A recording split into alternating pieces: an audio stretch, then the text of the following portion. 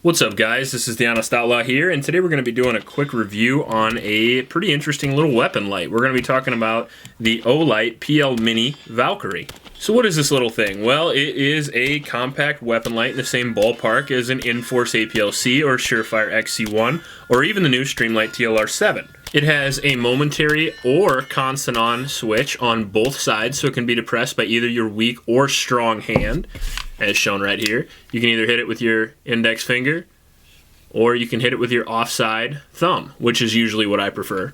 It has 400 lumens, which is extremely impressive for this little package. Over double the lumens of the Surefire XC1 for almost the exact same size, as you see right there. They're very similar in size. Now, with 400 lumens comes 1400 candela, and again, a very impressive 2-ounce package, just 2.2 ounces. And we are at 10 yards. 10 yards with the Surefire XC1B. Now we're going to use the Inforce apl-c. In my opinion, it's brighter and has a better hotspot. I prefer it as far as light goes over the Surefire. Now we'll check out the Olight,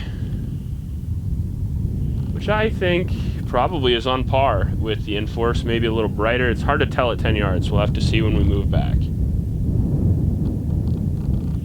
Sorry, am I moving too fast? Nope, you're fine. Surefire XC1B at 25 yards.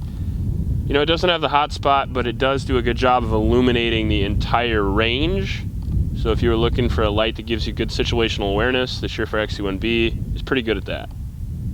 Although it's definitely dimmer than the other two, I believe. apl-c,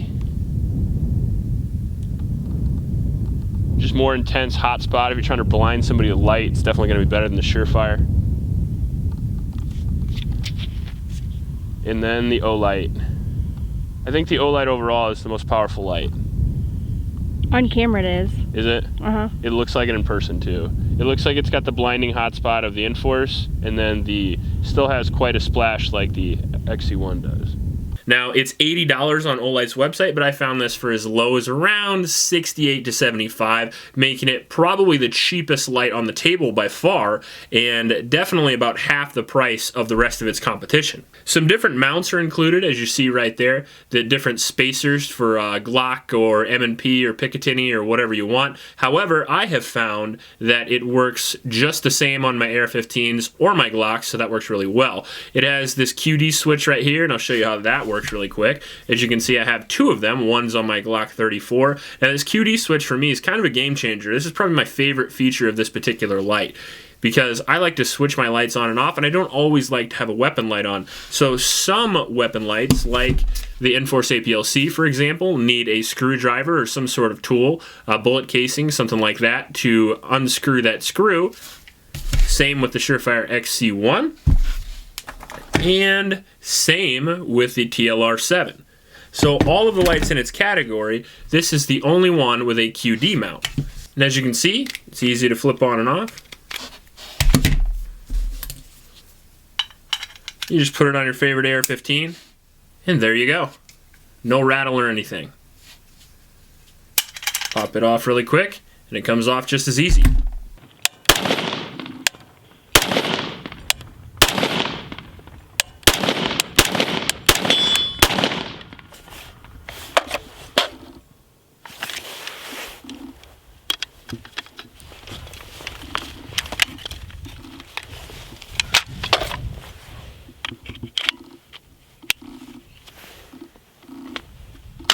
The battery is rechargeable with a little touch battery charger thing here that comes in the package with it. All you do is plug it into your favorite USB, whether it be on your computer, your phone charger, whatever you want. Place it on there. It is magnetic, and it charges up. And I think the runtime is right around 1 hour and 10 minutes. So at 400 lumens, 1 hour and 10 minutes is a pretty impressive battery life, especially for this little light.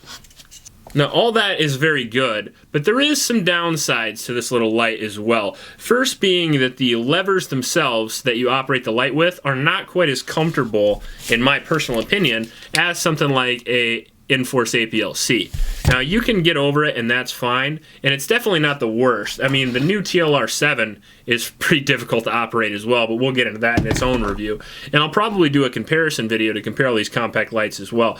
But the levers themselves are not as easy to operate as I would have liked, because they have this sharp little point here as opposed to maybe a little bit more ergonomic feel to it. Even like the Surefire XC1 here just feels easier to operate in my opinion.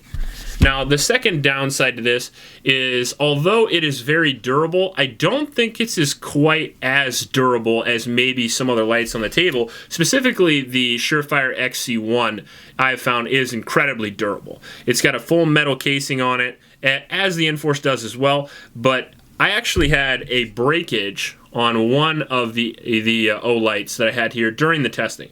Now, it didn't test when I was throwing it. I threw each one of these lights around 20 yards or something like that. I threw it into a pile of rocks, and I also dropped it on the gun multiple times. This actually happened. This breakage here actually happened on top of an AR-15. As you see here, I like to run my lights usually right there or at the 10 o'clock or 2 o'clock position, both of which puts the light, the bevel of the light very close to the brake or compensator that I'm using.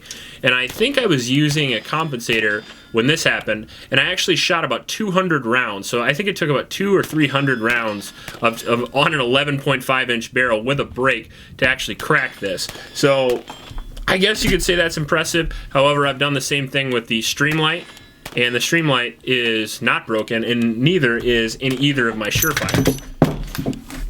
Just dropped a scope there.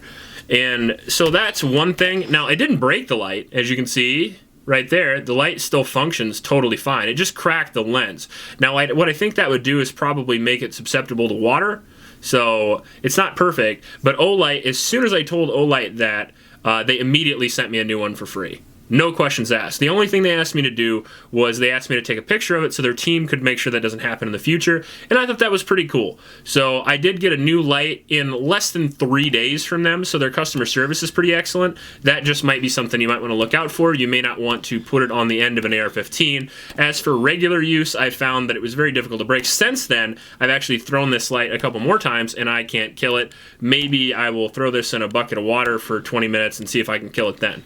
But as far as that goes, even though the lens is cracked, it's still functional, and the light still works perfectly fine. So real quick rundown. Why would you buy this over some other lights on the market, like the XC1 or the Enforce apl-c, which I would consider the two front runners for a, let's go with a concealed carry type of light. Maybe the TLR7 could be as well, but I think that's more at home on a duty gun, like a Glock 17 or something like that. So why would you buy this over those? Well, number one, the price. You know, $70 is pretty incredible for what you get. You know, considering that I even broke this light and it still functions well and they replaced it, I don't consider that as much of a con as it could have been. Yeah, it's a little bit less durable, but it's also half the price of any other light on the table. The Surefire XC1, especially the XC1B, which I will have a review on in the future, that light I think I paid almost $250 for. So that's quite a bit more. I think that's 4 times more. So you can put lights on 4 guns as opposed to 1 gun. Not only that, but it comes with a QD mount, which the XC1 doesn't, and it's brighter. So overall, you get a 2-ounce package that's $80, that's 400 lumens, that's quick detach. If you like this video, please like and subscribe. Please help out your local homeless shelters, and remember to recycle. I'll check you later.